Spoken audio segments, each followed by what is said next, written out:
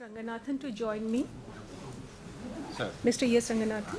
Yeah, he is an instrumentation and control engineer possessing an MBA with specialization in marketing. He is currently working as an MD of Indraprastha Gas Limited, the largest CNG distribution company of India. Mr. Ranganathan brings to IGL a rich experience of over 33 years in leading, managing and implementing large projects and business solutions in oil and gas sector, in the fields of pipeline projects, operation and maintenance, marketing, business development and business information system, entailing engineering and planning, process management, scope management, resource management, schedule management, enterprise resource planning, technology upgradation, vendor management and quality assurance. During the tenure as MD of IGL, the share price of the company has gone up from 110 per share to rupees 440 per share. The company during this period has seen 16 quarters of double-digit growth and still continuing. During the period of 3.5 years, INC customer base increased from 2,600 to 4,200 customers. Total sales have increased from 4 MMSCMD, million metric standard cubic meter per day, to 6, a growth of around 50%. Number of compressed natural gas stations has increased by 50%, and number of PNG household connections has doubled from 6.4 lakhs to 12.6 lakhs. The company has expanded to a regional player with 10 geographical areas covering 16 districts in 4 states by adding various new areas from successful rounds of Petroleum and Natural Regulatory Board. Oh, do I need to read all these things? Next Okay. is So I welcome Shri E.S. Ranganathan. Our next speaker is MB Iyer. Mr. M.B. Iyer, ED Project GAIL. Shri Iyer is an electrical engineer graduate from MANIT Bhopal and graduated in 1986. Shri Iyer carries a rich experience of over 33 years in the hydrocarbon sector. He is presently serving as Executive Director Projects in GAIL Limited since April 2016 as Head of Corporate Pipeline Projects Department. Shri Iyer has been in projects execution, delivering projects amounting to 40,000 crores, including current projects with 25,000 crores spanning 16 states, 150 districts, and city gas distribution projects in 6 cities. He is also the recipient of 11th CIDC Vishwakarma Award 2019 for the category of Public Officer. Under this leadership, GAIL has also bagged Project Management Company of the Year award by the Federation of Indian Petroleum Industry for its Pradhan Mantri Urja Ganga Project Phase 1. Shri Iyer has gained varied experience and competence in the areas related to project management, operation and maintenance of pipelines, contract management, etc. He also holds position of director in one of the GAIL's new JV company, Indradhanush Gas Grid Limited, for implementation of Northeast gas grids in line with Hydrocarbon Vision 2030 for Northeast of Government of India. He is an excellent decision maker and an avid problem solver with his unique out-of-the-box thinking. I welcome you, Shri Mr. Iyer. Yeah. English school mein. Oh God. I would request Mr. Nilesh Kulve to join me on the panel. Currently, he is working as a Chief General Manager HR in HPCL, and his career spanning over 28 years. He is a postgraduate in Economics and Business Administration. In his career with HPCL, he has worked in various verticals of HR in different geography. He is a keen enthusiastic traveler and has taken interest in socio-political event having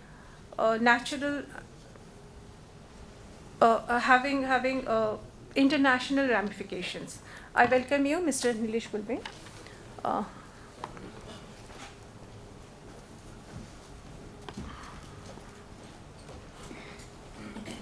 I would also request.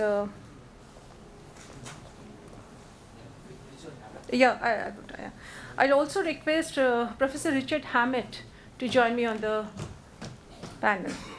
read this. I know, I have to say. Professor Hammett earned his doctorate degree in educational leadership from Texas A&M University, Kingsville, after serving almost 3 decades in the US Navy. He is now the managing principal of Emotional Intelligence Learning Systems, a company that specializes in the education, training, consulting, research, and publishing of curriculum and information dedicated to building healthy and effective individuals, schools, organizations, and communities. Emotional Intelligence Learning Systems will convene its 17th annual conference for emotional intelligence next month in Texas during 25th and 29th February 2020. So on his behalf, I'm welcoming all of you for this conference. Right? Yeah, I just carry on now. 1 second.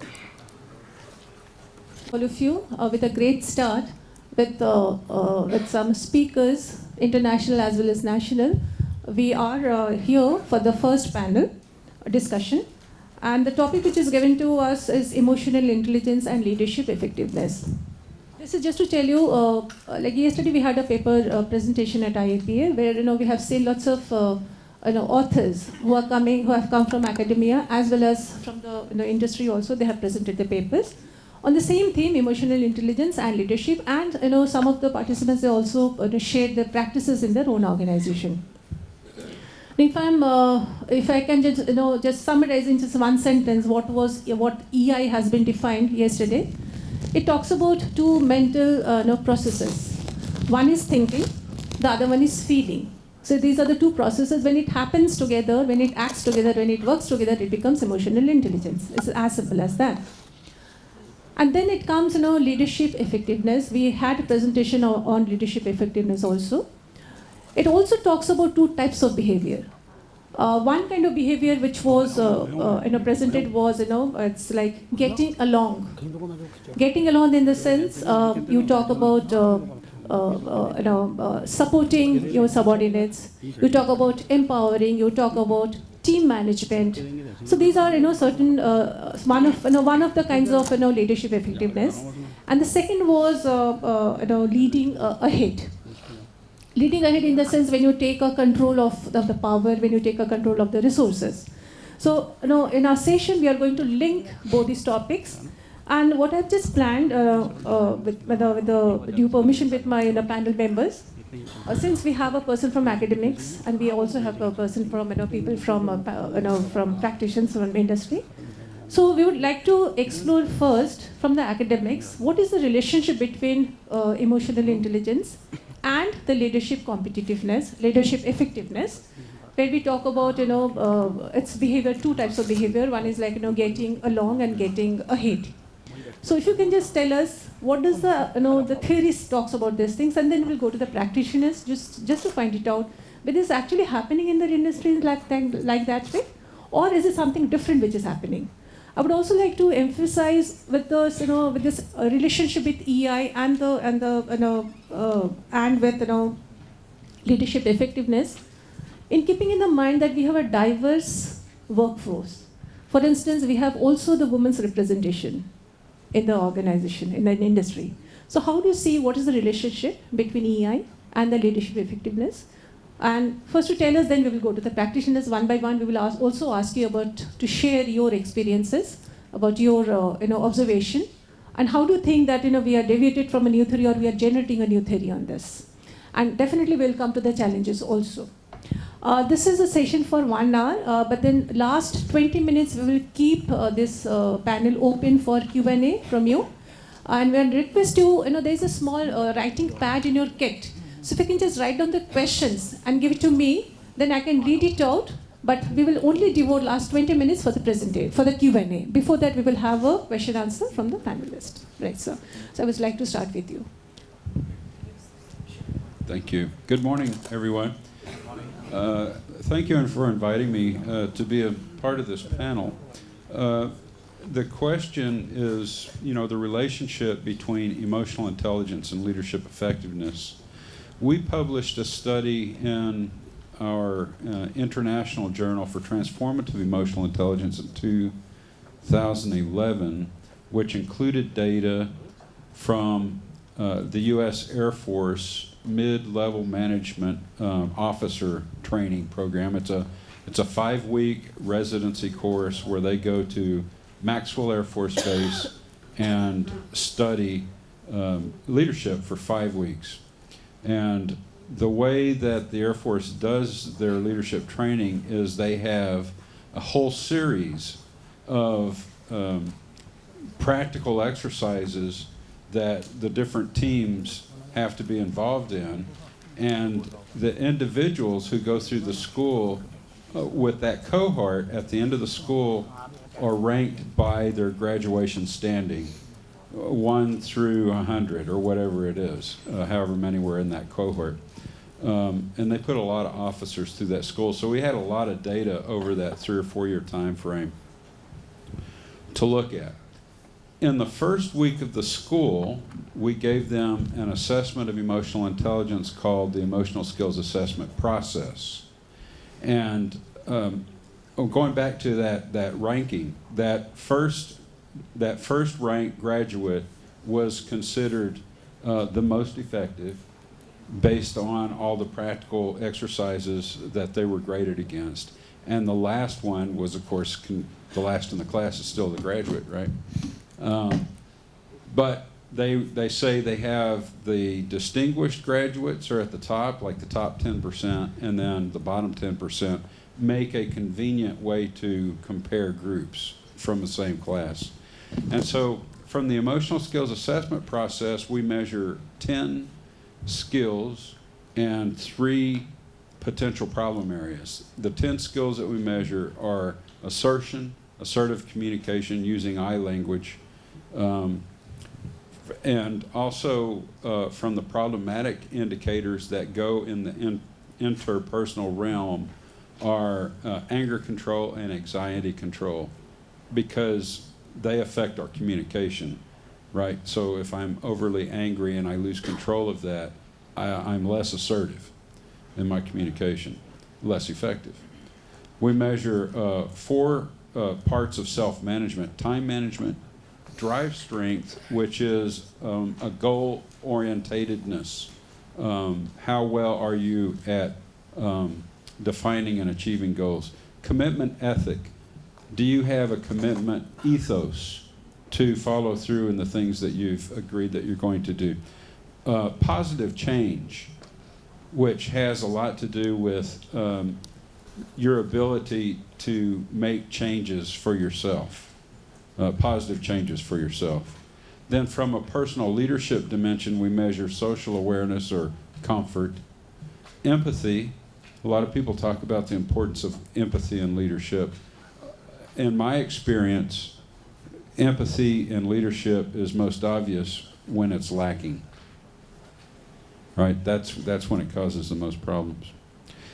Decision making, and we also measure positive influence, or not just, when you look up definitions of leadership, it'll talk about influence all the time.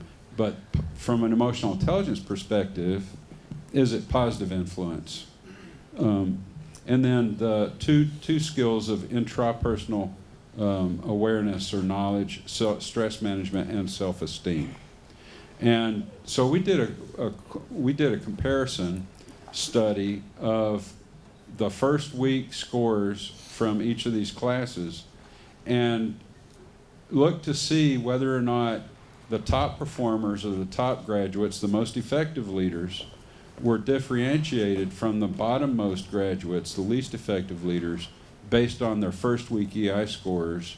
And the answer was all but 2 scores statistically differentiated the top performers and the bottom performers. The 2 scores that did not statistically differentiate were stress management. Young officers in their 30s are all pretty good stress managers, apparently, all about the same. And anger control. They're all pretty good at controlling their anger. Everything else was statistically significantly different.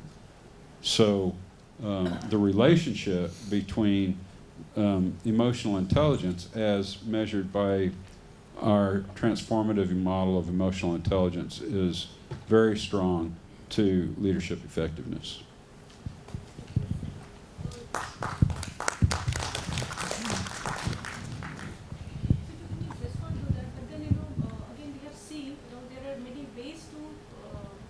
measure the EI. There are lots of tools, that are available, and some of the people, they agree with few kinds of tools, some of the people do not agree with other kind of tools. But then measuring the effectiveness of an individual, or the EI competitiveness, and linking it with the leadership competitiveness, leadership effectiveness. So how do you Yeah, we have. What I wanted to add is that yesterday we saw there are lots of tools that are available since its conceptualization in 1990s about this EI. Lots of tools that are available to measure one's ability on EI. But then there is again agreement and disagreement even with the people also. There were questions. Now, is this tool reliable? Is this tool valid? Can I use this tool for my own employees? Can I use this tool for my organization? So there is again some kind of disagreement. So my question to you is that when we measure the EI of one's individual, again, there is no consensus or agreement on any one particular tool. How to link it with with leadership, sir? He said that there is a positive correlation. That's what, am I right, sir? Yeah, you said there is a positive correlation which he has found from his training, his research, that EI has a positive impact on the leadership effectiveness. How would you like to address this question, sir? Can we start with you or with you? Okay. Okay, yeah, start. Good morning to all of you. See this, before getting to exactly how the EI is measured and which tool has having more validity, these are basically, in my personal views, are the very transactional things. See this key talking point in any leadership debate is basically EI. And then no research is required to find a correlation between EI and leadership effectiveness. That's a basic premise we have to start with. I will quote example from Hindustan Petroleum. Then how we had measured EI, but the basic premise was that the higher EI leads to higher leadership effectiveness. That's given. That is a hypothesis. We did not try to validate it further and all. So that was given. We had identified a lot of people who are in CGM and above ranks, and based on their performance of the last 10 years, based on the feedback of their peers, of their subordinates, and we basically used 360-degree feedback system, and that was validated by discussing with their supervisor of the last 3 to 5 years, and the people were identified. People were identified who are doing well and all. But then there was a question of developing those people in the EI. That's one thing was for their own development, own success. Second thing for the organizational shared vision. For all the people who are in the top echelons and all, they have the same kind of shared vision. And this, I will come to that, how the shared effective communication, which is one of the component of the EI, leads to this shared vision. When we identified these people, we had a lot of tools. The basic tool was 360-degree feedback. And that was further validated by a group of the supervisor who had supervised them in the last 6 to 7 years, basically. And then these people were told to go through their own 360-degree feedback, including the verbatim comments which their peers with their supervisor had written. And then they themselves were asked to come with an individual developmental plan. And that we have got an executive coach with us, and then we had a one-to-one meeting with that person. And then people were asked, do you agree or disagree? Of course, there was nothing like disagree, because that is a feedback, is a perception. Perception is never right or wrong. And then the one-to-one discussions were there, and the people were identified to key areas where they want to develop. And then without consciously telling the participant about the theory aspect, these things were divided into, first thing was self-awareness. How much you are aware of self-awareness, because the 360-degree feedback was again mapped by your own perception about yourself on the basically same parameters. The questions were different. The first thing was self-awareness, what your peers thinks about you, what your supervisor thinks about you, what other stakeholders who were not directly connected with HPCL, and what is your score, and there was a variance analysis given to them.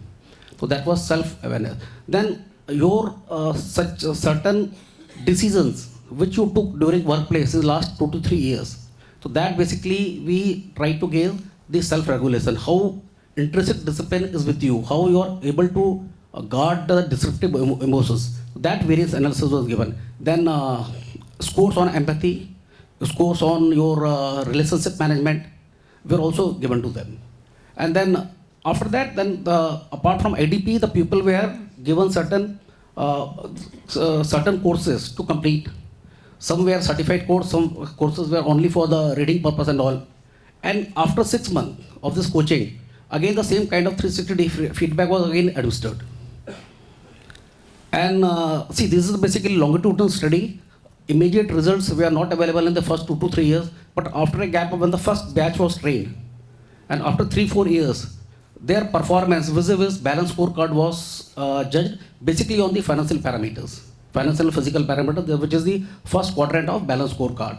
And there was a stark difference between the effectiveness of those people, which was about 4 years back, and after 4 years, after the people had gone through this kind of structured intervention based on EI theories. Yeah. So you also agreed with the research we have done, from academia, from the research also shows it's a positive impact. You also found a similar kind of thing. Yeah, actually we started with that. That was the with the first point. There is a hypothesis. positive correlation Positive. between higher AI and NI leadership effectiveness. And you did not find any kind of diversion, there was no diversion from that? No, in our company we started with that basic theory. Okay, fine. Okay. Thank you. Yes, sir. Would like to Good morning, respond. everybody. Yeah. I agree with it that effective leadership has to be emotionally intelligent, and it is of course proven beyond doubt that to be effective leader you need to manage, handle, maneuver or deliver or control not only your emotions but the emotions of your fellow colleagues, your subordinates, your friends. It has become important. And simple things I feel in work culture that we follow. We allow people to have freedom of speech, and we develop a culture of listening to them, and we allow them to meet out of our space their feelings. And in the starting, as Mr.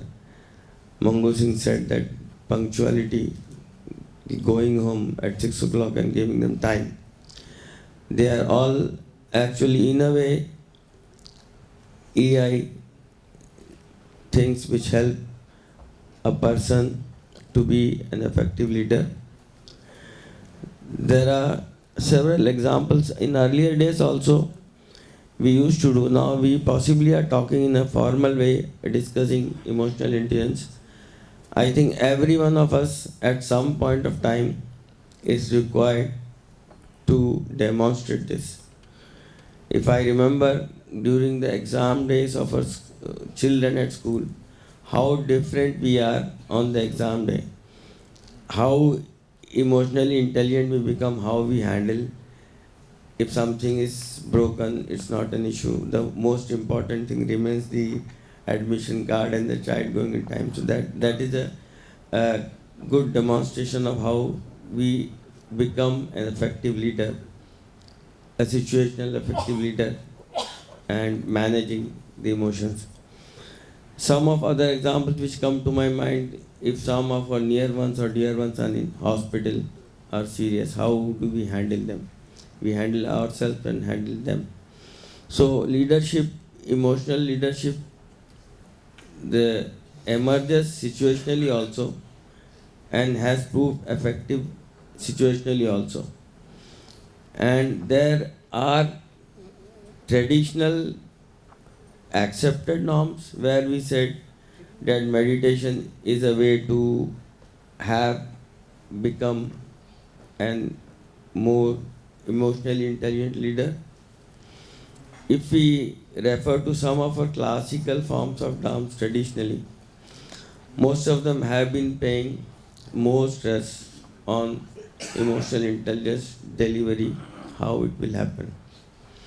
So it has been there. If we go back to maybe the Mahabharata time, what Krishna did to Arjuna when he was just in a fix seeing his own people in war, that was a classic example of effective leadership in an emotional situation.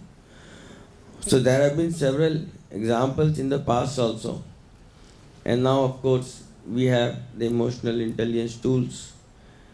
And of course we deliberated now that a balancing act between IQ and EQ is becoming more important. So I still feel that effectiveness of a leader and emotional intelligence, they are inclusive subjects. You basically cannot be effective leader in the current day situation without having the capacity or the ability to handle your emotions, managing your emotions and managing emotions of your fellow being, subordinate, society and everybody. Sir, could you please share some of your observations from your own organization where you have seen that your leaders, they have been positively influenced by EI, and how it has helped your organization? If you could just give one or two instances.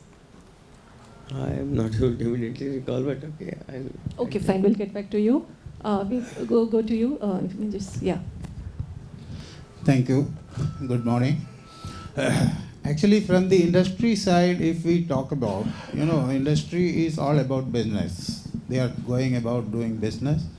And to be an effective leader or effective organization means when the business actually grows. So some people have made customer first and grown their business. Some people said employee first, they will look after the customer. So the strategy of each and every organization in how to grow will be different based on the industry they are in, type of activity they are doing. But to me, if I look at this one, when the business were simple, the management was different. When it became more complex, what happened was then we got all those ISO and the SOPs and all came in so that the human error can be reduced. Now with implementation of technology in a long way, what has happened is those problems have been taken care of. So they have, now we are beyond that. Now what we want is, we want to have a management system to manage everything from customer to your employees on a case-to-case basis, on a given situation wherein there is no one quick fix for any particular problem. The problems are different. Each problem needs to be tackled differently based on the person who is handling it. So that is where this emotional intelligence comes in picture. And to me, I think that until AI, the artificial intelligence, grows to such an extent, day before yesterday I was talking to happened to meet the creator of that, the great robot, Sophia. So they are, it is considered to be the highest advanced robot that's available in the world today. So even talking to him also, there is a lot of ground to be covered. So until we grow AI to that level, we need people practicing AI, and so that the business and the organization can grow. Now coming back to leadership. In an organization, what happens? There are leaders all across. Everybody is a leader of some particular team, small team, or the topmost guy is the leader for the whole organization.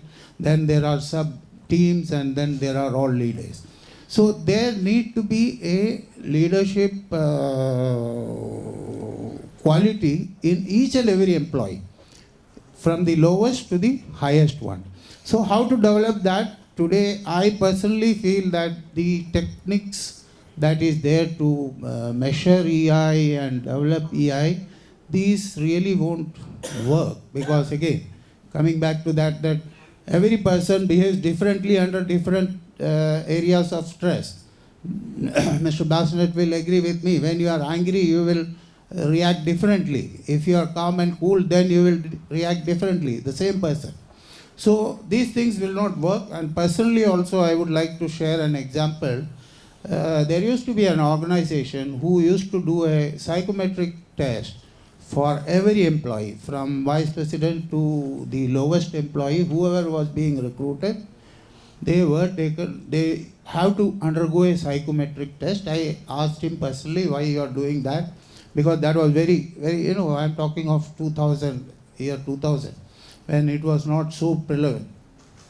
He said, look, ours is a small organization, private one, and the whole money I have put myself in this. I don't want a troublemaker to get in and create some union and all those things and, disrupt my behavior. And gentlemen and ladies, that particular person got lynched by his own workers. His end was at his own hands of the workers whom he has carefully recruited, going through a psychometric test. So it actually, that's how I believe that, these things don't work, the techniques and all.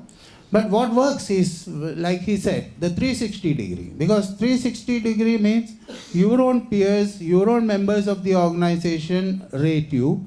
And this rating is based on these beliefs, ethics, and whatever is prevalent in the organization. Some organizations think this is okay, this is not okay.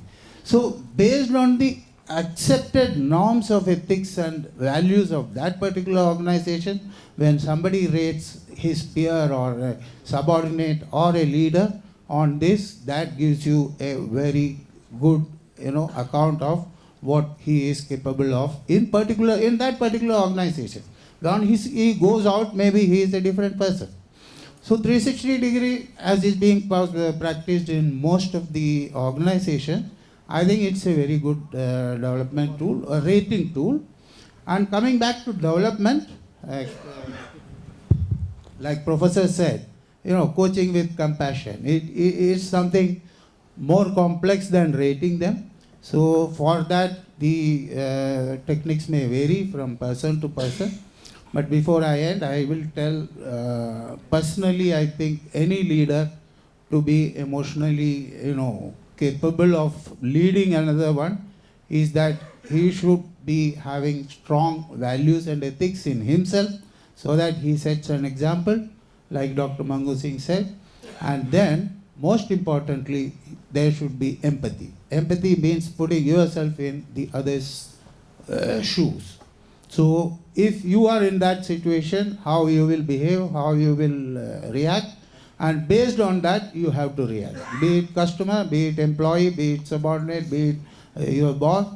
The empathy is what will bring a sort of harmony in the relationship within the organization, and that will help the growth of organization more than anything else. And as she normally insists that I should also say some example, let me share an example with Indraprastha Gas Limited, where I lead the team. There, we used to connect 75,000 houses in a year. And when I joined, there was great pressure. There's a gas economy being made and all, and you should connect 1 crore houses in 5 years and all. So we were given a target of 3 lakhs. Then everybody said it's not possible, because so many people won't register. Forget about connecting them. They will not come forward to take the connection, and it was considered a big challenge. Then it took me a couple of interactions, and finally what won the game was, I convinced them, okay, you will do this, how much? So he said, by all stretching, I can do only 1 lakh. I said, then what about next year? He said, again, 1 lakh I can do. What about the year after that? He said, they were ready to do 1 more lakh.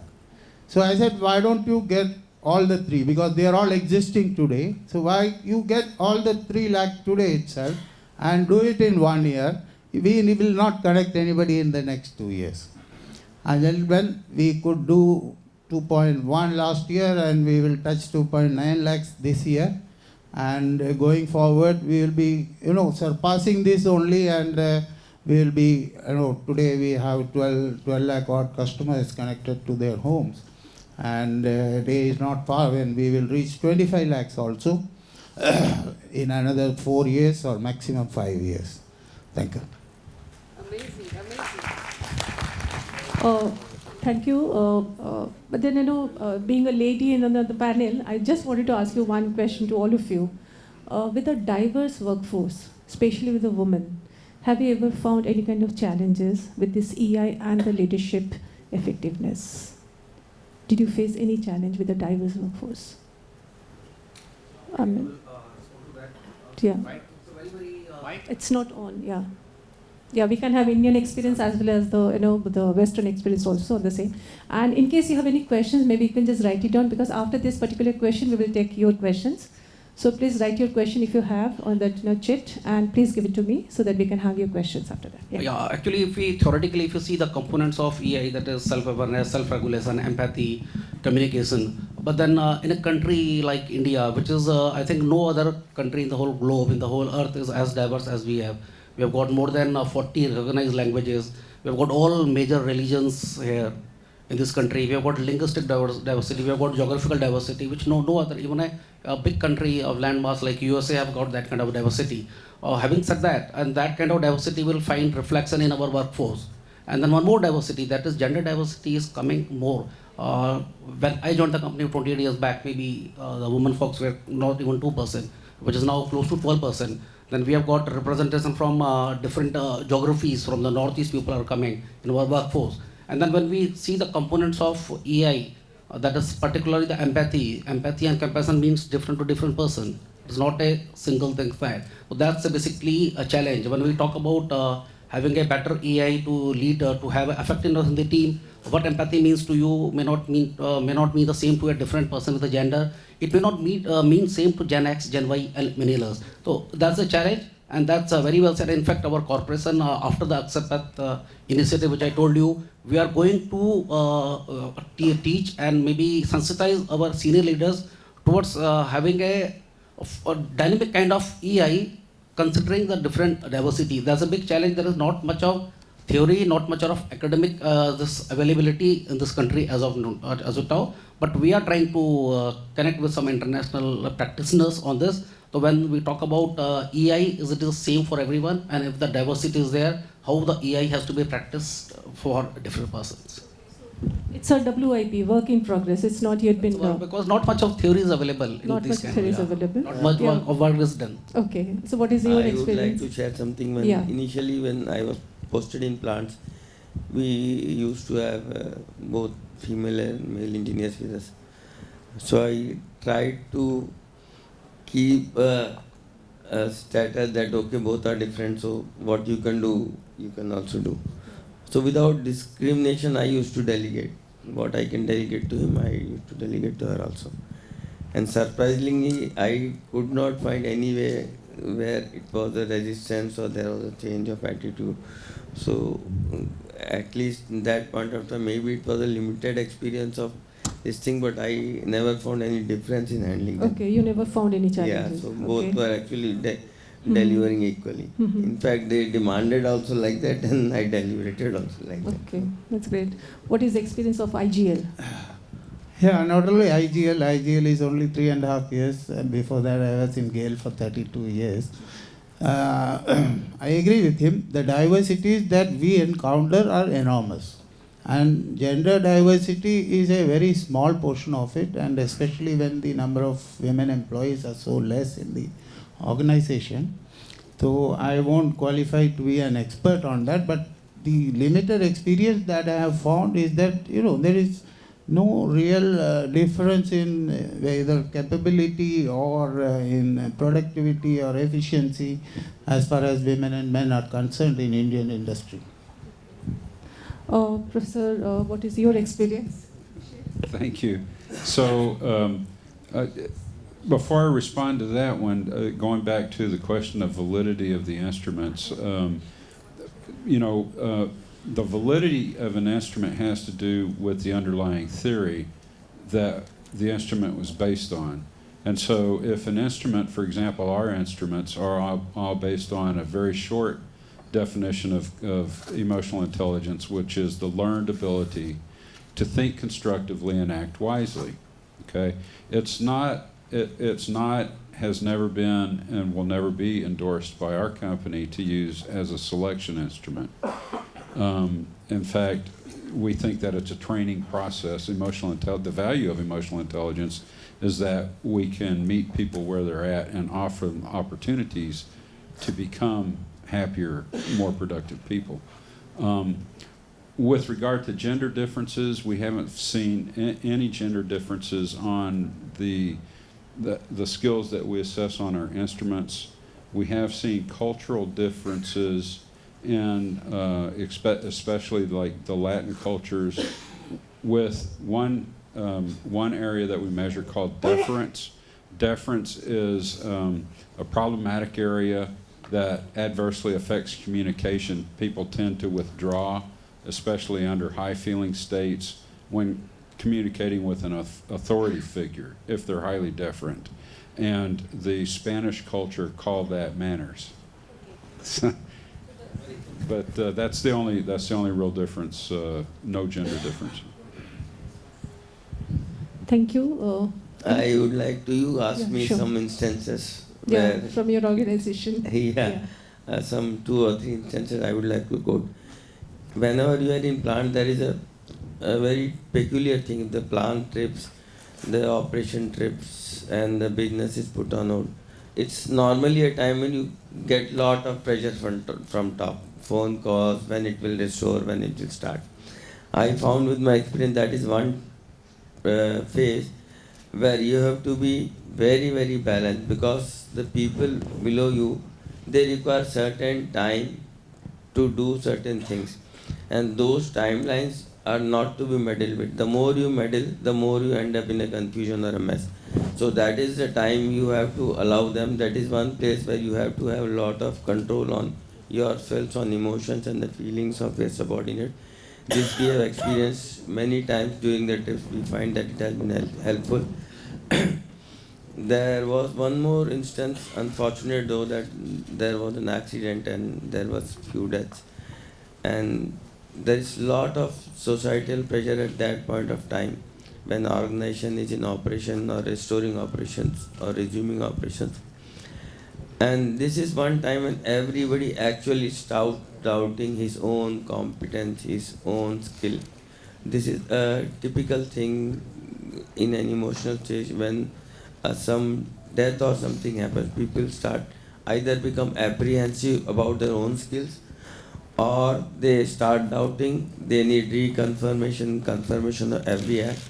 And this is one situation where you are required to every time assert that you are right, or at least sometimes maybe you are better than me. So this helps a lot in deliberation. And one more instance I remember, it's a small thing, there was an arbitral proceeding going on, and one of my subordinate was a witness. And he was every time being told that you are not good and litigant, your approach is not good. And I was finding that he was going to a very uncomfortable zone replying to those. So I had to SMS him, don't worry, nobody decides anything about your future nor your career except me. So be cool and reply whatever you want. This is not. And suddenly I found how his impression and reaction changed. The boy really started replying in a very better way. So there are small examples which actually tell you without maybe when the topic or the discussion comes, you are able to correlate that it was an act of emotional intelligence and where something was maneuvered and managed. And maybe at that point of time we do not try to make it a subjective thing that what it is and how you are dealing it. So some things are instinctive, which are also expected from leaders to be effective leaders in situation to come. They may be examples of emotional intelligence, or otherwise with day to come, with time we improve. Only one good thing that I find, that once such discourses start, I remember long back we used to have such topics on discussions on awareness of literacy and how people will behave. Today they have all actually subsided, which means that people have become aware of literacy has actually achieved. Okay. So one good thing which I feel that with time to come, when these topics will fade, that means emotional intelligence, EQ and all these must have attained a level which will not be affecting individual lives or career or maybe fortunes. Okay. Thank you. I would like to thank all my panelists, but then we have got lots of questions. I can see only one question which is addressed to Mr. Ranganathan. The rest of the questions are all to the panel, I believe so. So let me start the question for Mr. Ranganathan. If psychometric, okay, this question has been asked by Dr. Nivedita from 9 Links. If you can just, where is Nivedita? Yeah, she has asked this question. If psychometric test is not a good tool to assess personality or EI, then what is a good tool? Aren't only personal observations full of biases? Also, is assessment of technical skills sufficient for leaders and managers? This is a question asked to Mr. Ranganathan. There are other questions related to women, so if you can just answer those questions also. My next question is it's from another lady, she hasn't written a name. It's that, are women more EI when we consider nursing? Of course, women are having high empathy. So in many other in areas like construction, women are not yet accepted. So how this can be taken care of? So there are many areas where women, you don't see the women representation. For instance, construction industry. So how do you actually take care of this problem? Where whereas she says that women are actually having more EI as compared to men. She has given this statement. Yeah, I will actually answer the second question first. We are thinking, and it's generally accepted that women are having more EI. That's because we are more, having more experience with women who are actually not in this field. They are mostly at home. So you think of your mother or your wife, sister and all who are sitting at home. So they are in a mental state which is different. It's in a very cool and calm atmosphere. So that time their EI is different. But when you put them in this, I will still stick to what I have told. When they are in the industry, in the manufacturing or construction industry, I have found both of them to be more or less same. Of course, personal variations are there, but the gender variations are not there. The variations depend on other factors like culture and the background they come from. That acts more than the gender as such. And coming back to the tool, this one. Yeah, first question, psychometric tool. Yeah. The tools, I didn't say that the tools are not useful. Tools are useful. But the thing is that I said that you cannot rely on the tool all the time. If I am asked to sit here and say, how will you react to a particular situation, I will write a beautiful note which will say that, which will be very much correct, politically correct and emotionally correct thing. But when you put me into a situation where I have to think, we have a training program also which says to think on the spot. It's called TOTS, think on the spot. So there, even our senior persons fail when they are asked a question and under a video camera, they fumble. But when you are asked the question at your office or at your home or when you in comfortable surroundings, their answer will be different. So my whole point was that you can't rely entirely on that because the responses change due to situations. So at what situation people will do what is not really predictable. And when it comes to 360, they are seeing you for a long time. Of course, the prejudices come into picture, but how do you, eradicate prejudices? That is by the 360-degree question itself. There are, they twist the question 2-3 ways and then see whether the response is consistent or not. Otherwise, those responses are taken away. So 360-degree gives us a very balanced view, better balanced view than any, say, we have assessment center also where people are judged and then said he is a high potential, this is his area of improvement and all. So I will more believe on 360 than this. Okay. There was another question, similar question. Should organization shift from psychometric tests to emotional intelligence quotient test for the purpose of selection? This question has been asked by Neha Natani, Barman and Lorry. If you can just raise your hand, Neha. Yeah, it is a question from her. I would say exactly selection only. I will say the responsibilities to be given, because in an organization you have job in R&D, you have job in marketing, you have job in public relations, you have job in human resource, you have job in CSR. So to allocate the portfolio or the department, this will go a long way. I think if you use an EI test for selection, you're asking for problems. The reason from the perspective of the United States is that we have laws in HR about hiring for bona fide job requirements skills, right? And if we haven't validated that particular EI test for those particular job requirement skills, then you're liable for a lawsuit down the road. Okay.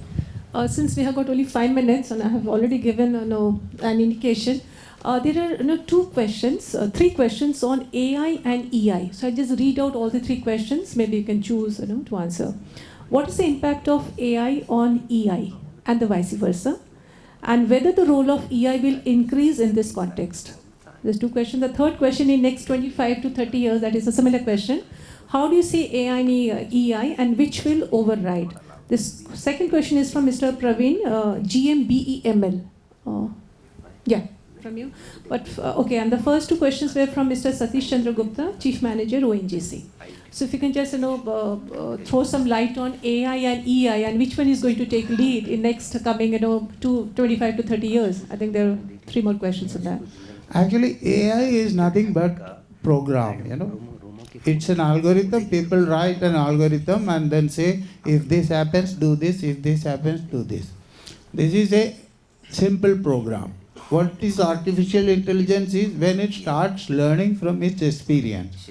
Once it does a wrong thing, then it says that this program is not good. So let me reprogram it. So when those changes in the program algorithm happens based on experiences, then it slowly learns. So the AI has to learn from experience.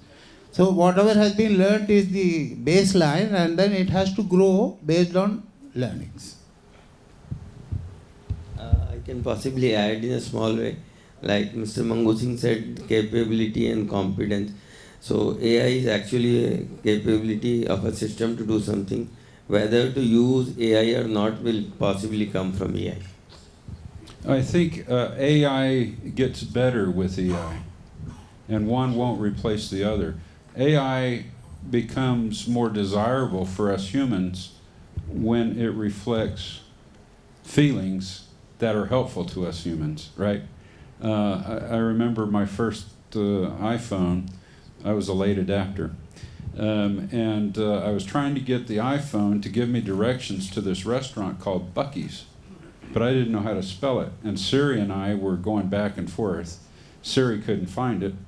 And finally, Siri just said, "Richard, it's not my problem." I wouldn't know whether to throw it out the window or just laugh and keep going. So I mean, I think AI has great potential for making all our lives happier and easier. We have a German engineer and a consultant from the United States who presented at last year's conference. We have an annual conference for emotional intelligence in Texas.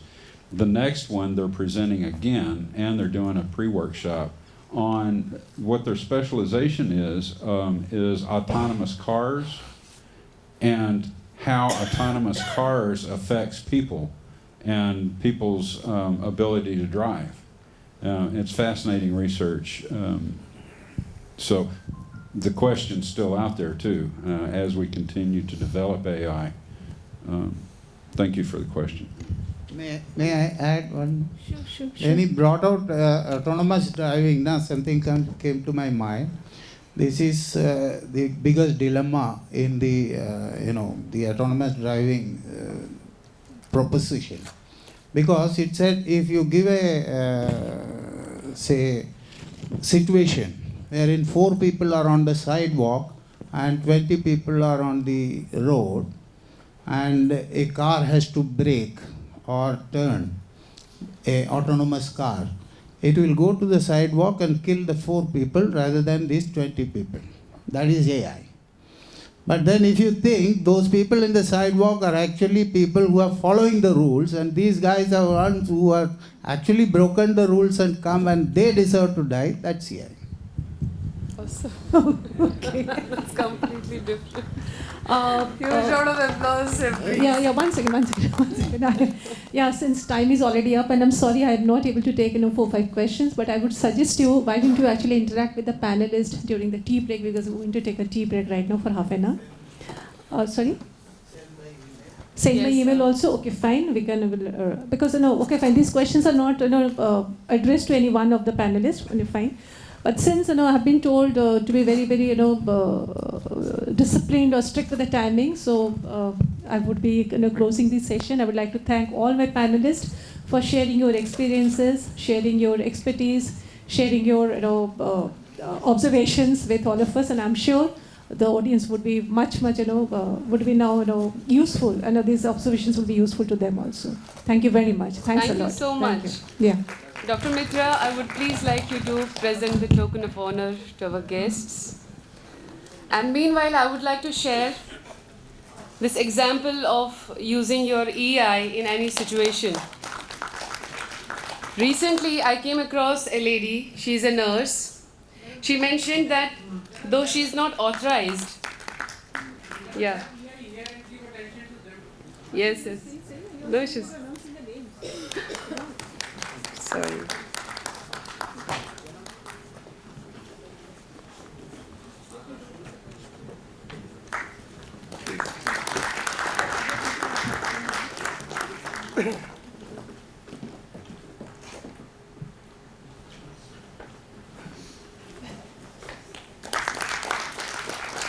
Thank you so much. Thank you.